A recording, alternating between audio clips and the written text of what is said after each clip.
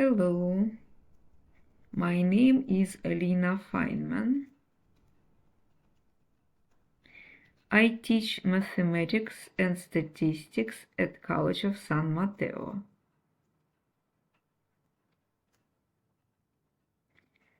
During QTL2, I focused on content delivery in category A, student interaction in category B, and active learning in category C.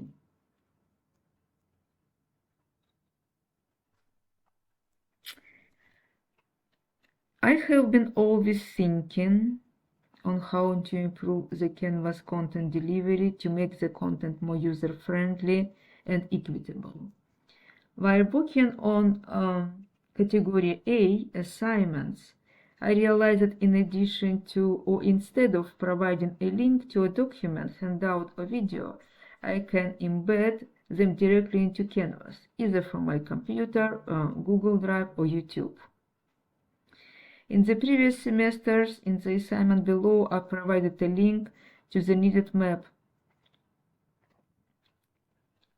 It seems was working relatively well, but required several additional steps.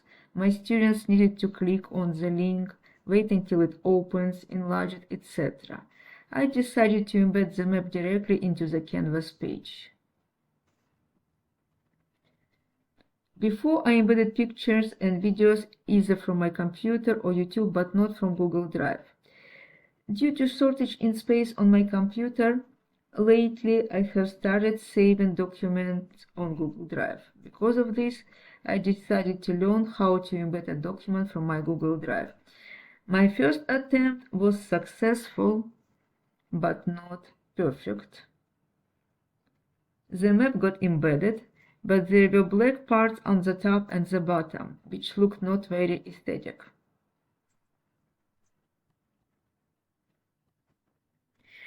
I asked the corresponding group discussion how to get rid of the black parts. Our facilitator Andrea recommended me to change the height and width in the corresponding HTML code. After playing with the sizes for a little bit, I was able to get a perfect appearance of the map. I like that the map is directly on the page and students can enlarge it if needed. Thank you, Andrea.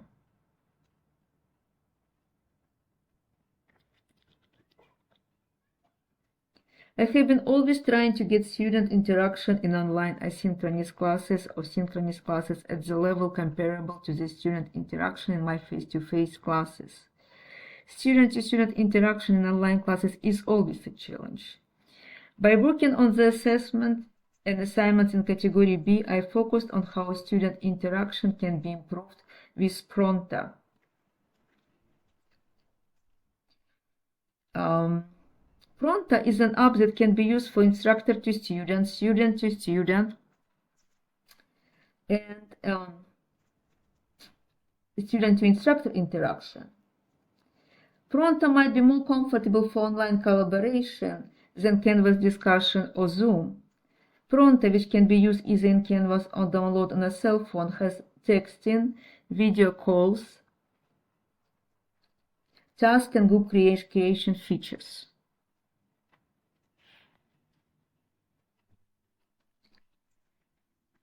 So I usually send announcements, picture solution to problems, and short videos in Pronta. Several of my students do not submit initial post on time. So during this training, I learned how to create and assign a task reminder in Pronta, which can be used in reducing late submission of initial discussion posts and other assignments. I also learned how to create group in Prontas, so I plan to start using Pronta for my online office hours. So The fact that students can join group discussion video meeting either on their computer or cell phone makes it more equitable and more comfortable to use for all students.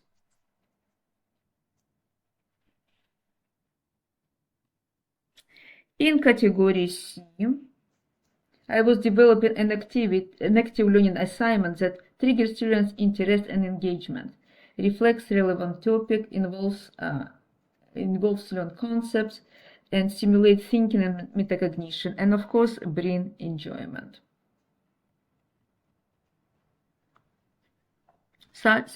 So active learning assignments goals are trigger students' interest and engagement, use relevant topics, apply to real life, involve learned concepts, stimulate thinking, analysis, synthesis, and metacognition, argumentation, thinking, explanation, and of course enjoyment from learning and collaboration.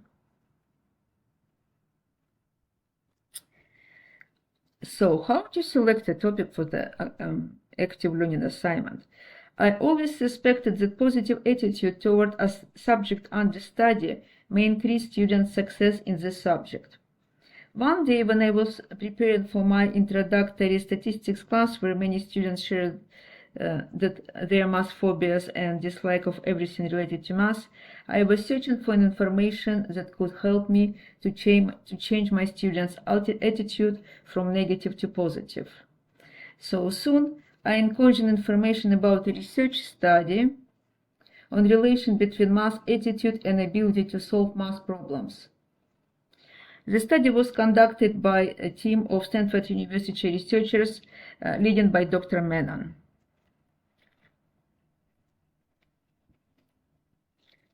Who is the director of the Stanford Cognitive and System Neuroscience Laboratory. I emailed Dr. Menon asking to send me an article about the study, which was published in 2019.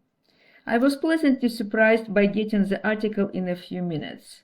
I decided to use this article to create an active learning assignment because the involved topic resonates with many students and can trigger active engagement, interest, and enjoyment.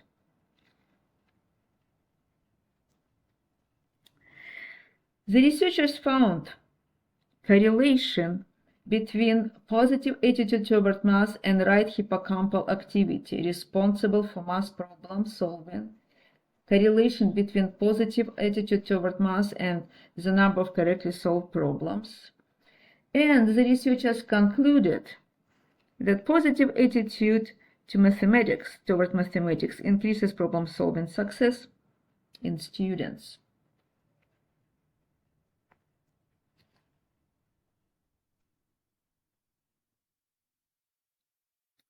The activity.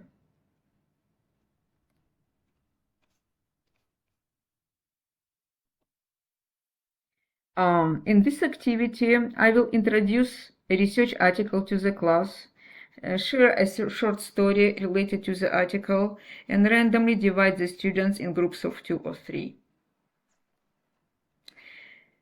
Then I will ask the students to read the abstract of the article, collaboratively discuss it, and identify the involved variables, their types, quantitative, qualitative, explanatory response, type of the use sample, the hypothesis, and the research question. So then I want the students to share how they identify the involved variables, their types, type of the use sample, the hypothesis, and research question. So I want them to elaborate and explain their thinking, hoping that the students will develop their metacognition skills. In 15-20 minutes, I will ask each group to present their responses to the entire class with the explanation of their thought process, criteria in identifying the involved concepts. So I will also encourage students to keep positive attitude toward subjects they study, based on the results of the study.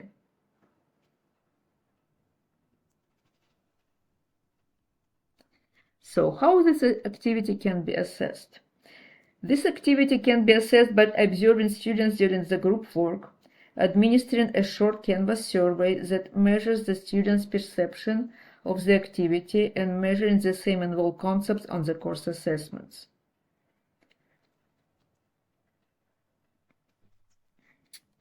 So the corresponding mastery grading rubric will be created.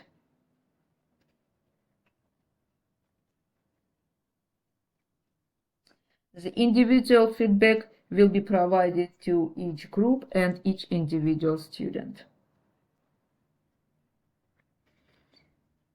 All these things that I learned during my call to training.